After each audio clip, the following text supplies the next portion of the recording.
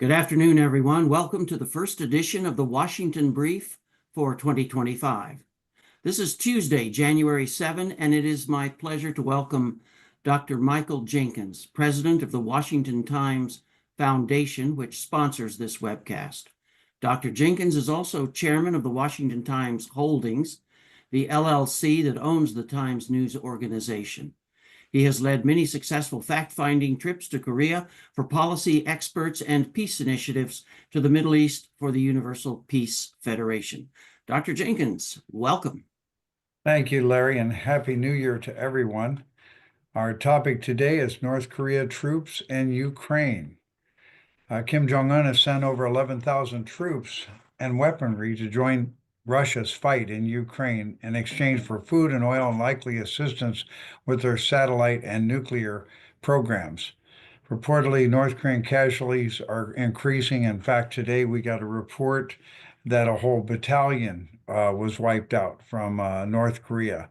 So it's a very important, very critical topic, and we have the best experts in the world to share with us today. Dr. Alexander Manzaroff is our regular commentator, adjunct professor of security studies at the Edmund A. Walsh School of Foreign Service at Georgetown University in Washington, D.C.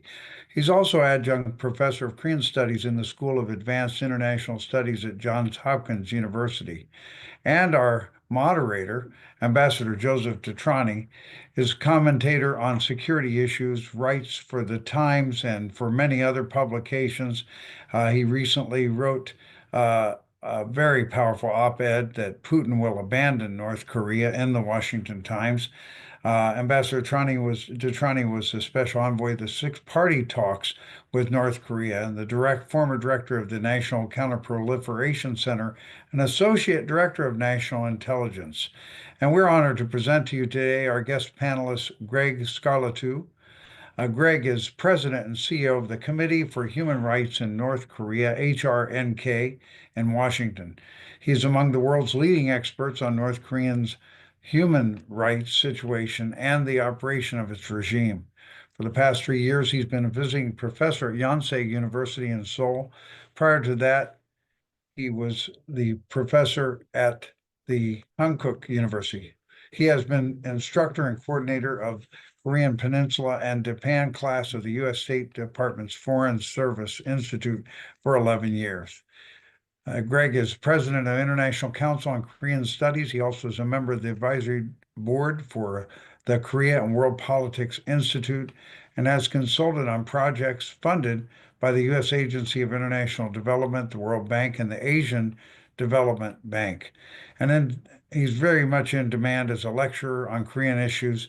Mr. Scarlatoiu's commentary appears in the New York Times, Wall Street Journal, and the Washington Times, numerous media organizations throughout the world. We welcome our moderator, Ambassador Joseph Detrani. Happy New Year, Joe. Happy New Year, Michael, and thank you for the introduction. Greg Scarlatoiu, I can't say enough about this man. The president of the Human Rights in North Korea, but as Michael Jenkins just said, a very impressive speaker and educator and influencer and advisor to many senior officials on North Korea and the Korean Peninsula, I might add. So Greg, welcome to the show. Look, we have a lot to discuss. Michael Jenkins, Dr. Jenkins put it out there. We're going to focus on North Korea and what North Korea is doing with the Russian Federation. And the fact is that they're losing lots of troops in Kursk. And could that have impact in North Korea? But being this is our first program in the new year, we can go anywhere we want in our discussion today. And let me just say this, with the war in Ukraine continuing, with the war in Gaza continuing, with the recent impeachment of President Yoon Suk Yeol in South Korea, with what's happening in the Taiwan Strait, and with the China and Taiwan. And the fact is, we, on the 20th of January, we will be inaugurating a new president, President Donald Trump, and the second time around. And this is a very auspicious time. So with that, let me introduce Greg. And Greg, over to you. Ambassador Trani, Joe, thank you very much. Dr. Jenkins, Michael, thank you. Larry, Alexander, Kara, very good to see all of you. Happy New Year. This is a very, very timely and pressing topic. Let me begin by reminding you, you know this, we've talked about this, that I was at the Ukrainian refugee camps in March 2022, as soon as the war started. I am fully supportive of Ukrainian independence, territorial integrity, and the Ukrainian people's right to self-determination. And that said, I know that, as always, we will have a very objective discussion about the factors that are affecting, well, geopolitics in the area and the Ukrainian battlefield. So what's happening? Well, we know that the UN remains appraised of the matter. There were several UN Security Council meetings, the latest one on December 18th regarding North Korean involvement in the war of aggression against Ukraine. The underlying picture here is that the North Korean regime of Kim Jong Un is selling the blood, sweat, and tears of the people of North Korea in order to stay in power. This operation is all about the exportation of instability and violence to troubled areas of the world for profit. I would like to credit all of you for your intellectual leadership and mentorship as friends, and also our good friend Bruce Bechtold, tenured professor at Angelo State University, who has written extensively about the exportation of instability and violence by North Korea to troubled regions of the world, in particular to the Middle East and Africa, to Iran and its proxies, its terrorist proxies, Hezbollah, Hamas, the Houthis in Yemen, all of them enemies of Israel. So North Korea is directly responsible, having created that circle of aggression and fire around Israel. And now we see North Korea involved in Ukraine, on the Ukrainian front. I talked to a lot of members of the European Parliament. They're really worried. The European Union was all about human rights and humanitarian issues in North Korea, which has been great. They have been consistent. And now they realize that the North Korean threat has arrived in Europe, not on the doorstep of Europe, but in Europe, a European country, North Korea. So again, why? The operation is fundamentally about money. As far as we know from available sources, we're talking about $2,000 per soldier. Perhaps missile technology is also transferred. Perhaps there are some humanitarian supplies being transferred to North Korea. One sure thing is that this is the largest for-profit exportation of instability and violence in the history of North Korea, the history of the DPRK. During the Cold War, they were extending a lot of pro bono help to countries in the developing world, in the third world. Of course, the Soviet Union had built weapons and ammunition factories in North Korea. They were maintaining them, keeping people paid in these operations going. In exchange, North Korea was aiding, well, let's say, like-minded allies in the third world. After the end of the Cold War, of course, because of sanctions, North Korea has been unable to export instability and violence to the extent that it's doing it to Russia. This relationship between North Korea and Russia has almost rendered the sanctions regime irrelevant. The DPRK has been exporting artillery shells, Can-23 and Can-22 ballistic missiles, and deploying thousands of soldiers to the Ukrainian front. We know the route, so from Rason to Dunai in the Russian Far East via ship, and then the millions of shells sent via railway all across the Russian south, from Dunai to the Rostov Oblast, close to the Rostov region, close to the border with Ukraine. What does this mean? In a very strange kind of way, this marks a win for Kim Jong Un's Pyongyang policy of developing both nuclear weapons and the economy, not the people's economy, but the royal palace economy that delivers the hard currency the regime needs to stay in power in order to develop nuclear weapons, ballistic missiles, in order to keep its elites happy through access to hard currency and luxury goods from the outside world, despite applicable UN sanctions. Why am I saying that this is an apparent success of Pyongyang? Because since Kim Jong Un has the protection of his nuclear weapons, he can afford, he has the space, he has created the space for the sale and deployment of conventional capabilities for profit, primarily to Russia and Iran. We know the story. This went back to October 18th, when the South Korean National Intelligence Service, the NIS, first confirmed that North Korea had begun this large-scale troop development to the Ukraine, to the Russian Far East, where they're undergoing training.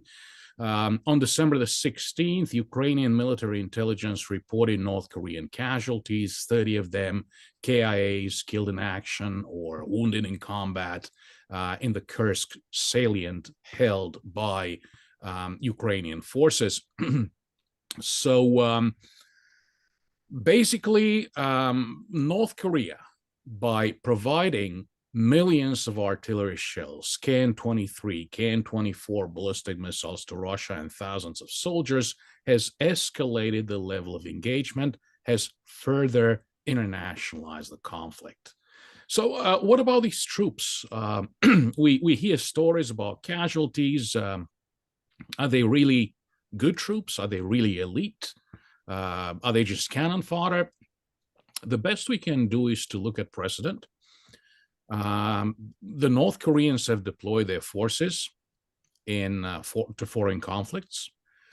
They had pilots flying in Vietnam. They lost a lot of MiG-16. They used antiquated tactics from the Korean War.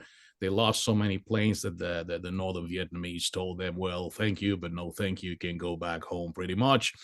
They deployed pilots to the Six-Day War in 1967, fighting against Israel.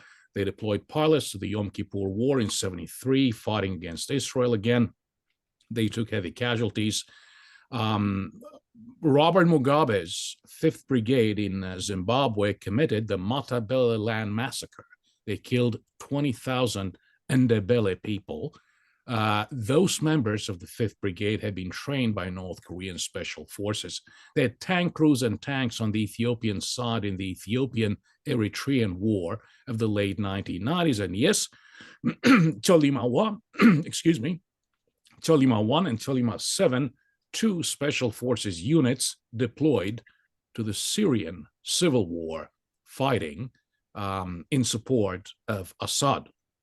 These have been good troops, and the troops deployed to the Ukrainian front are also good troops. For Kim Jong Un, this is a money-making operation.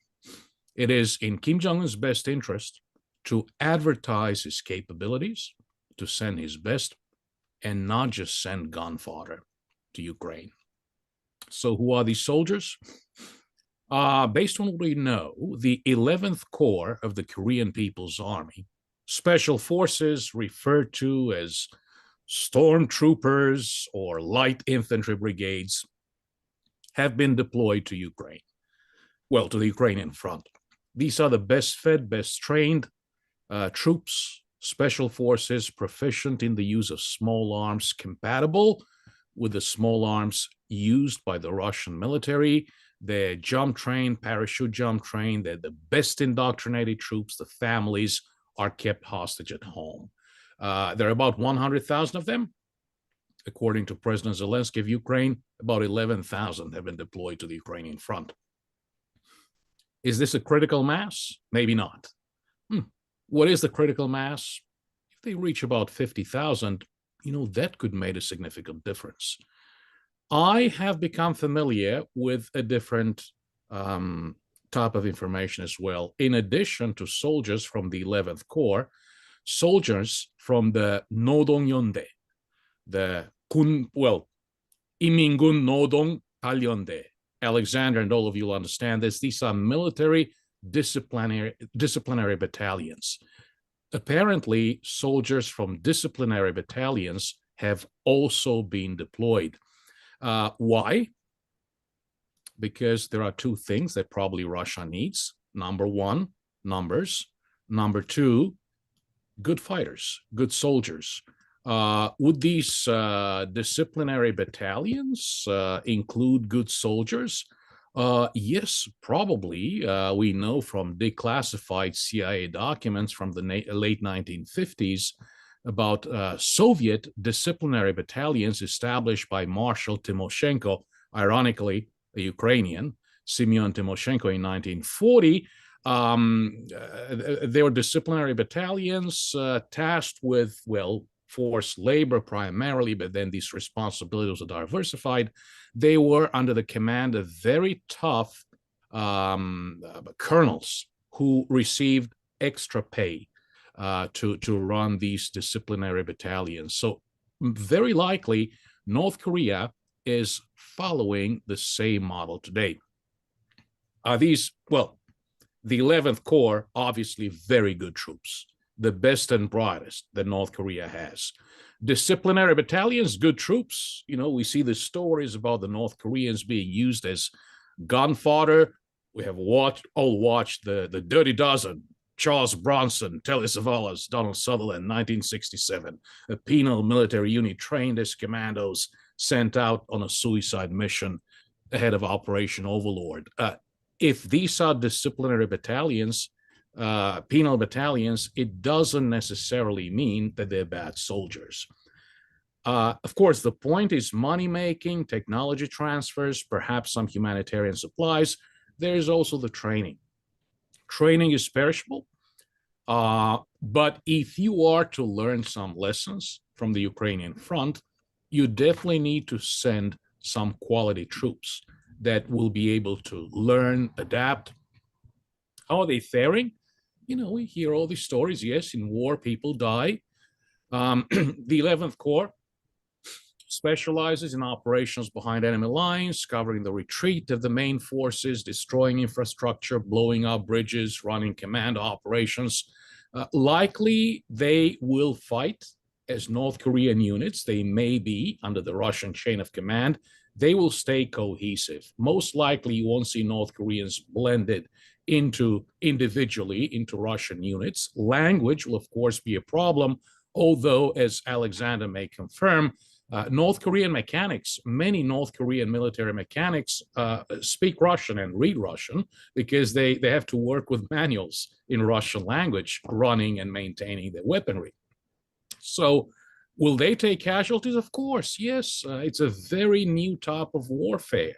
The challenge will be to use these troops in combined arms operations involving drones, artillery, and infantry. Of course, they will adapt. French troops engaged in the Battle of Mons in the summer of 1914 in World War I, wearing red pants and blue, heavy woolen coats. In World War I, peasant soldiers in the trenches had never seen an airplane, a tank, had never been gassed or shelled on an industrial scale. It's a new type of warfare. These are good quality soldiers, and they will learn. Of course, they will take heavy casualties. Logistics will continue to be a problem. What I hear from North Korean escapees is that the biggest problem with these North Korean troops is food. Remember, Napoleon, this is a cliche, an army marches on its stomach. Logistically, the Russians and the North Koreans are unable to deliver Korean food to the North Korean troops. They want rice and soup, maybe kimchi. They don't want bread and hardtack. If you look at, and I'm sorry, Alexander, I should have learned Russian. My mother is a PhD in Russian language and literature. Forgive my pronunciation. The individualny ration pitania, right? The individual ration. The MRE includes antibacterial tablets, white sugar, pepper, matches, coffee, power bars, crackers, edible gels, cream cheese, vegetable salad, jam, grits, meatloaf, potatoes, tea. I mean, not exactly the kind of stuff that will keep a North Korean happy, or not happy, I mean, at the very least, with some level of comfort in the trenches in a war that resembles World War I. So supplying them with the right kind of food may be a problem. Who knows? Maybe we need to keep an eye on the importation of Chinese MREs by Russia. You know, you get the dried rice, the eggs, the pickled eggplant, the pickled quail eggs, tofu, and that kind of stuff that might, you know, be a little bit more appreciated by the North Korean warfighter. We don't know. But that appears to be a problem. Does Russia respect these North Korean troops? Well, you know, we hear a lot of stories, but, you know, most likely, yes, Russia needs additional numbers. They also need highly skilled troops. They have taken losses. A lot of highly skilled Russian soldiers have been killed, including the Spetsnaz, basically going back to the famous Battle of Hostomel Airport, February the 24th, 26th in 2022, when the 31st Guards Air Assault Brigade and the 45th Separate Guards Spetsnaz Brigade parachuted into Hostomel Airport in an attempt to take it and close in on Kiev. That didn't work out. So a lot of good soldiers have been lost. Can North Koreans make up for that loss? We don't know.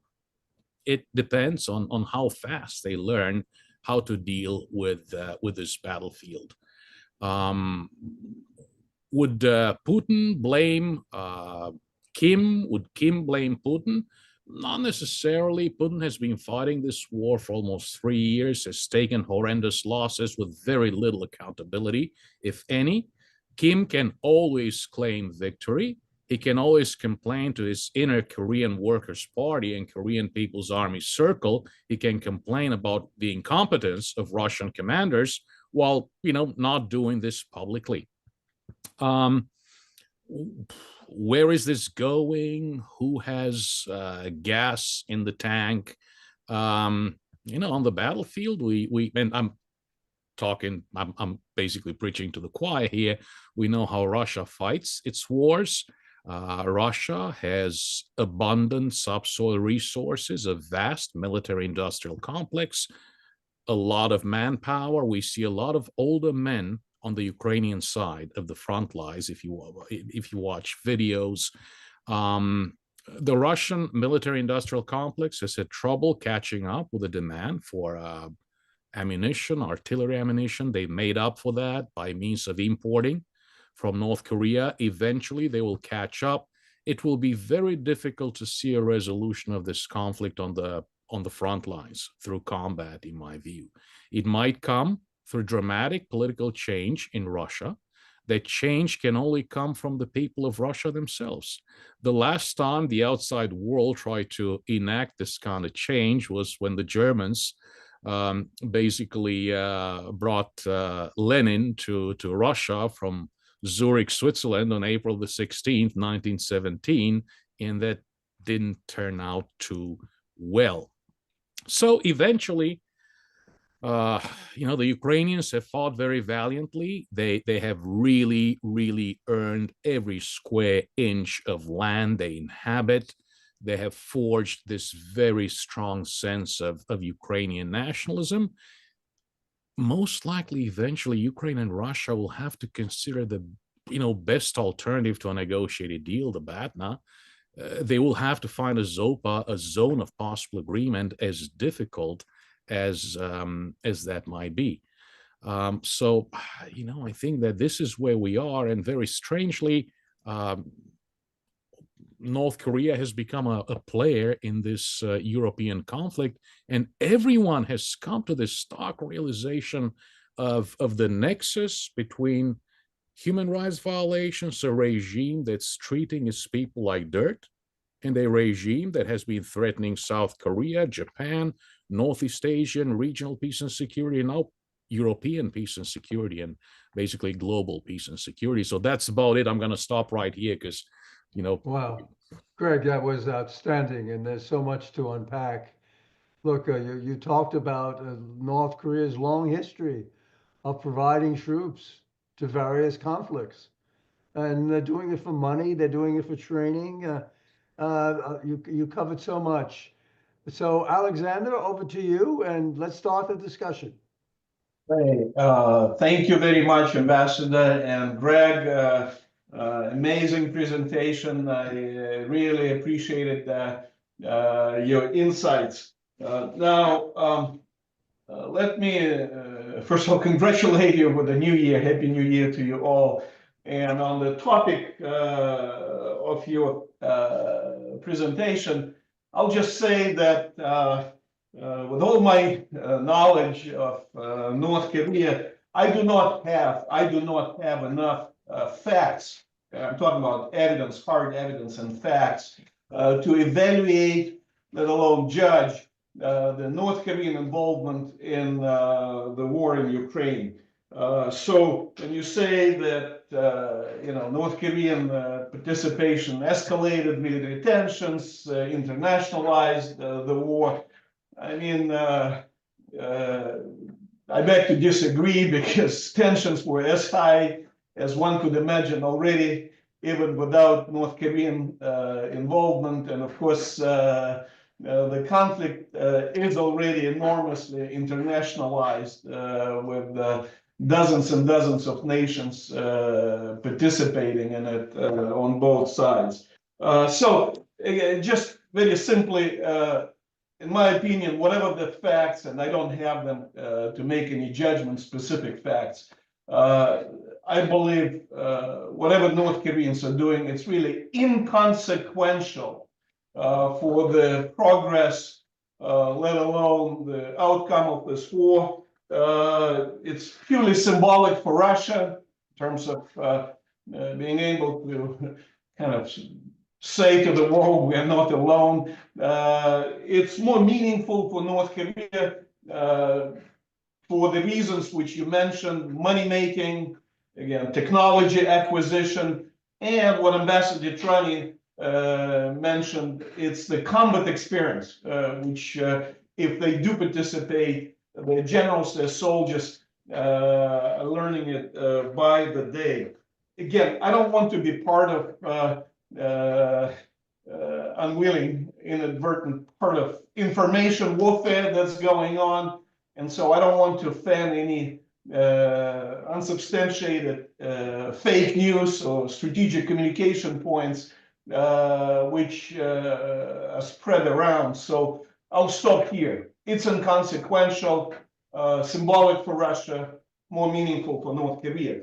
Now, let me use a few minutes of my time instead to look back at last year, the year past, 2024, and kind of recall the most remarkable developments around the world, which shaped the world, if you wish. And I'll basically talk about 5 big surprises, which really startled me, and amazed me last year, and reminding me about the fragility of government institutions and leaders around the world. Number one, the biggest surprise of all to me was what happened in Syria. The collapse of the Assad regime and its 60-year rule in that country, just like a house of cards. 2 months ago, I talked to my wife and my colleagues, and we all agreed that the situation was solid under control of the Assad government, and yet within 7 days, that regime basically went into oblivion, was swept away by a bunch of terrorists. Of course, its supporters from Russia down the list suffered enormous reputational damage. they lost political influence in that country, and had to forfeit all the sunken costs in supporting that regime. But what's interesting for the United States, the lesson was that our policy worked. When we isolated that regime and cut it off from oil, which accounted oil revenues for half of the government's budget, that actually worked. Even the Russian Foreign Minister Lavrov admitted that was one of the major reasons for the collapse of the Assad regime. So huge surprise. Another big surprise, the second big surprise of the last year for me, was really the gradual but steady dismantlement of the axis of resistance, which was built by Iran in the Middle East. With the elimination of Hania and the destruction of Hamas in Gaza, the elimination of Nasrallah and the destruction of Hezbollah in Lebanon, again, the marginalization and then essentially elimination of the soldiers of the core of the Islamic revolution in Syria. I mean, Iran clearly lost ground and lost influence, geopolitical influence in the Middle East. And if you look at what's going inside Iran, with the domestic liberalization efforts undertaken by Gorbachev-like President Pezeshkian, really you wonder, whether Iran will be next, to fall, the Ayatollah regime, whether they might be next to fall in this year. Now, the third surprise to me personally last year was actually what happened in Ukraine. And not the fact that the Russian-Ukrainian war continues unabated, really 3 years now, and the amount of casualties is just beyond belief. Over 1 million men on each side, it's 2 million Slavs killed. But really the big surprise was the Russian failure, Putin's failure really, to liberate the Kursk region in 4 months. I mean, Ukrainians attacked in August, now it's January, they're still there. And my question is are the Russians unable or are they unwilling? Is Putin unwilling to liberate that small chunk of Russian territory, where, by the way, you indicated that North Koreans are allegedly being killed, which is not on the Ukrainian, internationally recognized Ukrainian territory, but it's in proper Russian territory, if that's the case. So my question is, why not? What's holding them back? Is it inability or is it some intent? And that's very surprising. Now, the fourth surprise, of course, was the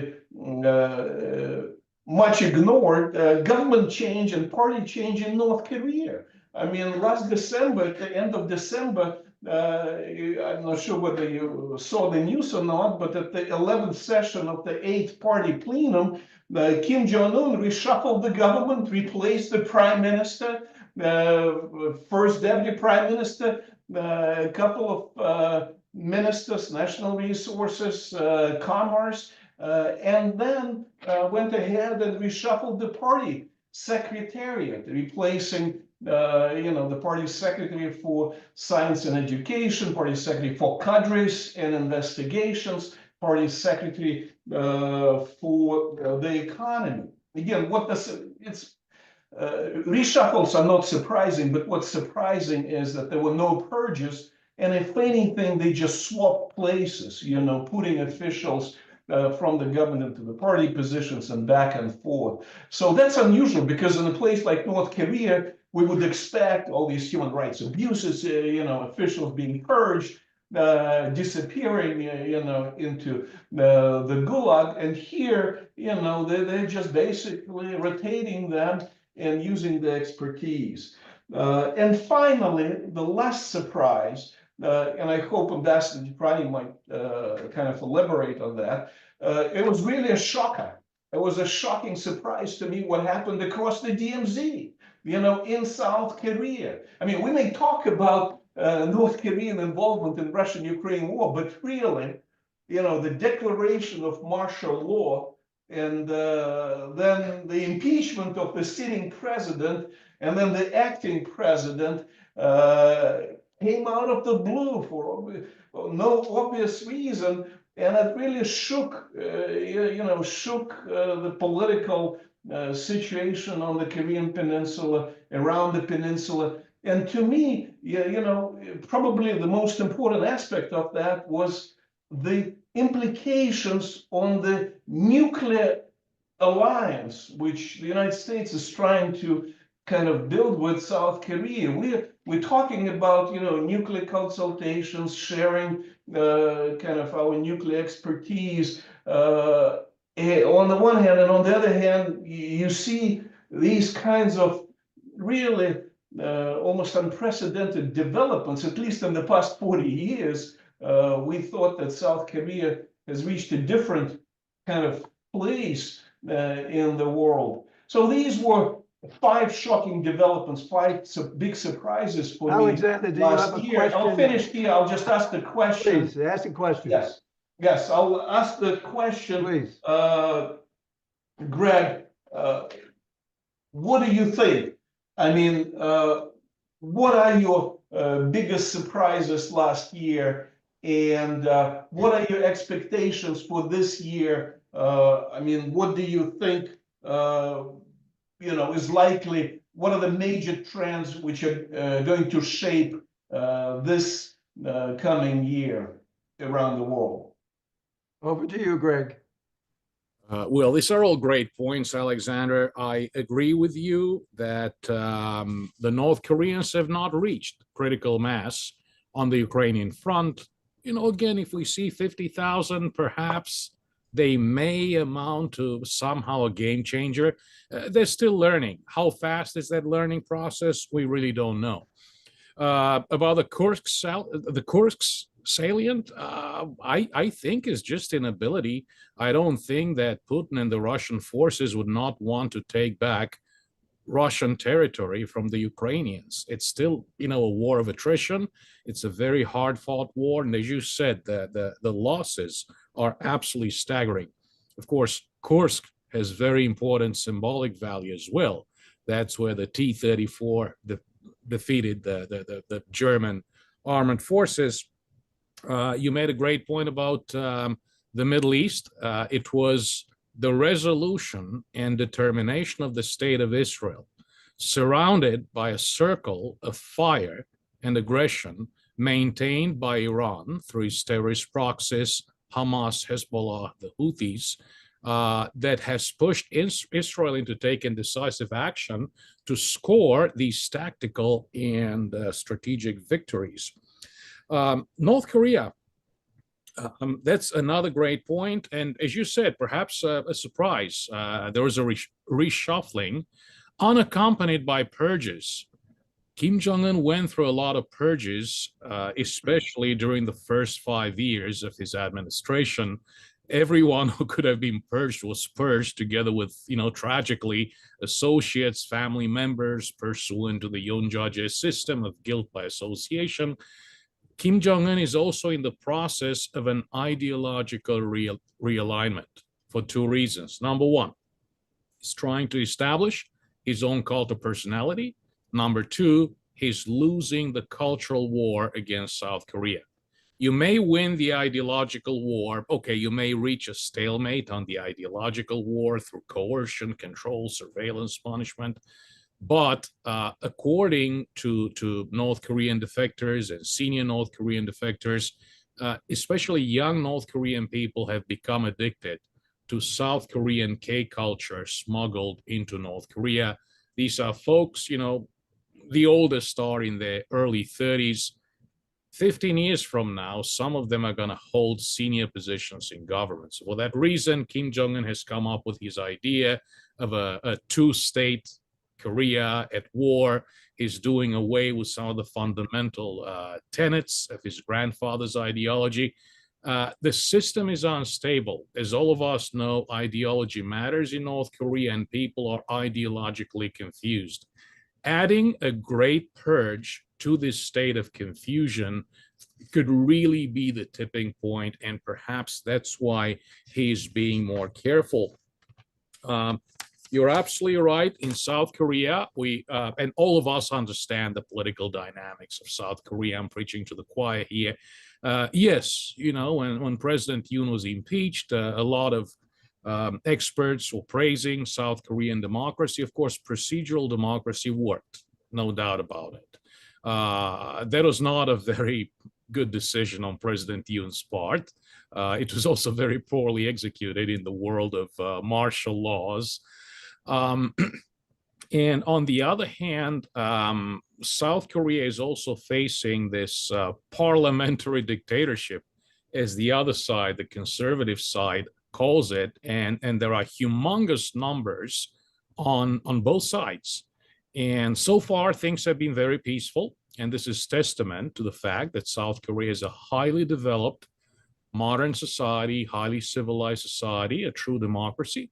Let's hope that things stay peaceful, and let's hope that they will find a peaceful resolution. As to nuclear consultations, all of us are following South Korea, and we see very serious experts who are very seriously talking about the development of a South Korean nuclear deterrent. And we know it wouldn't take them that long, 8 to 10 months, right? Of course, they don't need it. We have the U.S. ROC alliance. It's rock solid. We have very good relations. South Korea is firmly under the umbrella under the U.S. nuclear umbrella. For as long as we can maintain South Korean confidence in extended deterrence through the U.S. ROC alliance, will be okay. If we're not okay, we'll be dealing with a world, not order, but a world disorder that we're not prepared to deal with. I hope 2025 will not be the year. So Greg, let me just come into this conversation here, if I may. Your points are just excellent, Alexander. Your five principal issues, surprises, if you will, right on the mark. There's no question. Assad, who would have thought Assad would be replaced by a HTS, terrorist organization? But we go down the list of things, Greg, and a few points on North Korea. This is what we're really here to talk about, and indeed, we saw after the end of the Soviet Union in 1991-92, where the relationship between North Korea and Russia and the Soviet Union sort of became less important for the Soviet Union than the Russian Federation. And now we have a mutual defense treaty, and that's been resurrected. So one has to wonder, what did we miss here? Because there was a period there where basically Russia, if the Soviet Union, then Russia, was sort of saying, yeah, we're this 1961 Peace and Friendship Treaty is there, but it's still not there for mutual defense. And that's North Korea should be looking to China. And then now we see this mutual defense treaty, which is pretty significant. I mean, in my view, they will come to the defense of either country that is in conflict. And that's powerful, because just think about, if there's conflict on the Korean Peninsula, does that mean Russia will send troops to support the DPRK?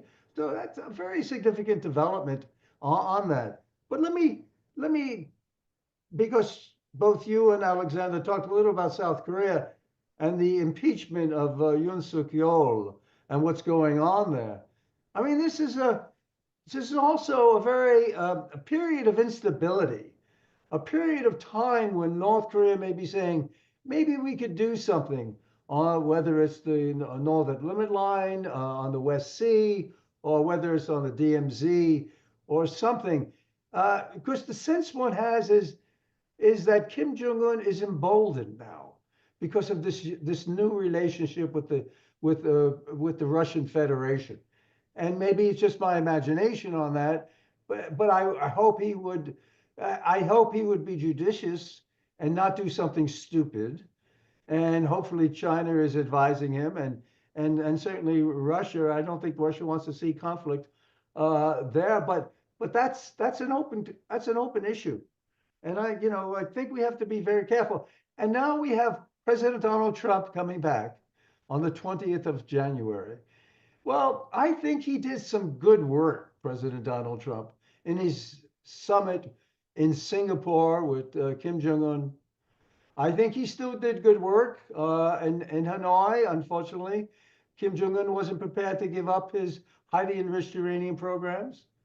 But at the DMZ, there was an interaction there, a bit symbolic, but they did have an hour of conversation in Freedom House. So there is this point where Donald Trump may be reaching out, and hopefully he does re-engage North Korea. Because let me say this, as a former negotiator with the North Koreans, North Korea wants a relationship, a normal relationship with the United States. And that will give them, and that for 30 years they've been pursuing that. That will give them international legitimacy, foreign direct investment, economic development assistance, and so forth. So that's no longer on the table. I mean, we see North Korea going in an opposite direction over the last 4 years.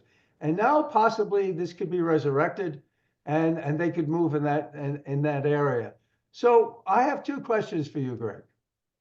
One is on the latter, and this has to do with, what do you think about President-elect Donald Trump re-engaging with Kim Jong Un? And do you think North Korea would be responsive to that re-engagement? That's question number one. Question number two is, will the people in North Korea, we're talking 25, 26 million people, look at the casualties they're suffering in Kursk. And you mentioned that, you and Alexander mentioned that, it could be 1,000. Zelensky said it's over 1,000. But looking at the casualties, although they've had it in the past, and although they're getting money for these troops, and they're getting training, and hopefully, not hopefully, probably getting satellite assistance and well, possibly, hopefully not, but possibly nuclear and ballistic missile assistance. And my view is they probably are getting that, and will get that. So what's that prospect there, where the North Korean people say, we've suffered enough? And what sort of pressure could there be put on the government? Because there is some discussion out there about change from within, where the North Korean people say that's enough. And this dictatorship, and now with our troops and family members being killed in this far off country, Russia, what's going on here? What sort of leadership do we have? What is that possibility? And again, I'm asking a third question here. You mentioned South Korea looking possibly with over 70% of the population, and that's the number I'm using, not you, but over 70% of the population saying we should go nuclear, and we should have our own nuclear deterrent. Because we can't really rely on the United States, especially now with North Korea with the Hwasong 19. Will the United States be prepared to give up a city to defend the Republic of Korea? My view is our deterrent is strong. And as you said, our nuclear umbrella, our extended nuclear is strong. So I just don't see North Korea going down that path. But do you see South Korea pursuing nuclear weapons? Over to you, Greg. Thank you, Joe, and thank you, Alexander. So on the first question pertaining to President Trump attempting to engage North Korea again as Trump 47, of course, I haven't spoken with President Trump about this, but I think that to him, North Korea and the summit meetings still amount to unfinished business. So I think that there is a possibility there. Is there indication of that? I think yes. Ambassador Richard Grenell, former ambassador to Germany, deputy director of the CIA, has been appointed the overlord of special envoys dealing with North Korea and Venezuela in particular. This is a senior U.S. diplomat with a direct line of communication to the U.S. president, the incoming U.S. president. So diplomatically, and Joe, of course, I have to defer to you for this, this is a signal to the North Koreans that we are here, we are ready to talk. Of course, this is a signal we have sent to the North Koreans across multiple administrations. Will they be ready to talk? Well, to any North Korean senior diplomat or member of the now dismantled United Front Department engaging with the USA, and Joe, you've told us some tragic stories about this, engaging with the USA is very perilous business. Especially those who were involved in the failed Hanoi meeting had to pay a heavy price, many of them. So not that it matters. I mean, you're issued an order to do this, you do it. But what would those advising Kim Jong Un do? Is a summit meeting again possible? Perhaps. I think that the South Koreans will not be as reckless as they were during the previous summit meetings, and all of you know what I'm referring to. They will not be as reckless in terms of unreasonably elevating expectations, both at the U.S. and in the North Korean end. So there are some new elements here.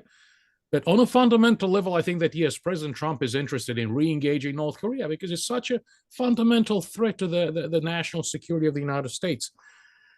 Change from within. Yeah, that's the only way to change North Korea. Change from within. Change can only come from the people of North Korea. The best we can do is to enable the people of North Korea through information campaigns, including information campaigns about the senseless, absurd losses they're suffering on the Ukrainian front, a war that is not theirs, a war of aggression that has no relevance for the people of North Korea except for the relationship between their leader and the Russian leader, Vladimir Putin. South Korea, again, about Ukraine, as of now, the casualties do not amount, excuse me, to the point where they have reached critical mass. And that's, as we all know, that's not how North Korea works. Up to 3 million people died in the Great Famine in the Konane Hengun of the 1990s, and that did not bring down the Kim family regime. Will 10, 20, 50, 100,000 casualties on the Ukrainian front create that critical mass? Based on how North Korea has operated since 1945, 1948, my answer would be probably not, unless we know how to execute some really, really effective information campaigns enabling the people of North Korea. As you said, Joe, perhaps up to 70% of South Koreans may be in favor of developing a domestic nuclear deterrent. Technologically, they're capable of doing it. Koreans are very emotional people, as we know. This is the world's 10th, 11th, 12th largest economy, being blackmailed by the black hole of Northeast Asia, North Korea. Come on. What is going on? Couldn't we have our own nuclear deterrent? I think that the people of South Korea, the good people of South Korea, our friends, partners, and allies, need to hear the other side of the story. Well, if you pull out of the NPT, what about economic sanctions? South Korea is all about the economy. Samsung, by the way, is 30% of the South Korean economy. So there will be some trouble on that front. On the other hand, if they were to develop a nuclear deterrent, can the world economy survive without South Korea? South Korea under sanctions would mean us no longer driving Kias, Hyundais, no longer having LG or Samsung refrigerators, telephones, and television sets. It's a very complicated question. They're all friends, allies, and partners. And personally, I have full confidence that they will stay with the status quo and the world order as we know it, the world order led by the United States, our South Korean, Japanese, European allies, and others, a world order that stands united against revisionist powers and rogue powers that are posing such great challenges to international peace and security. So Greg, the outstanding responses to those, a few questions. One last question to you. Alexander mentioned the element of instability in South Korea. He didn't use the word necessarily instability, but we see with the indictment and of President Yoon Suk Yeol and the tension that's going on in Seoul right now with pro-Yoon demonstrators and anti-Yoon demonstrators and so forth. What is the likelihood that North Korea would seize on this moment of, if you will, chaos in South Korea and do something that is very provocative? One of the fundamental strategic objectives of the North Korean regime, in addition to survival, of course, but an objective conducive to survival, is to undermine and destabilize South Korea. You know, is there a covert North Korean presence in South Korea? Absolutely, yes, that's undeniable. It's been there. Do they have the resources and capabilities to exploit this? Perhaps. This is a situation that creates a serious national security threat to the Republic of Korea.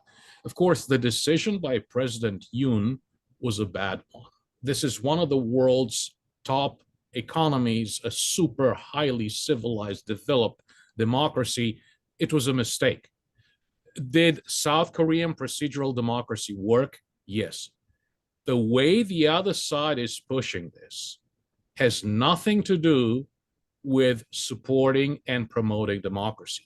It has all to do with dismantling South Korean democracy as we know it. And that is why conservative forces, previously divided, are coming together and rallying behind President Yoon.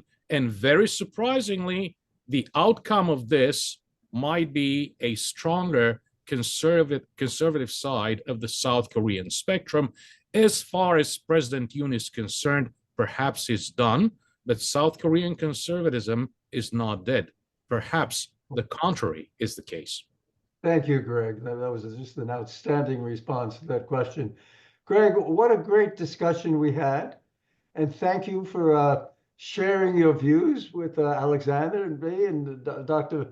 Jenkins and our audience.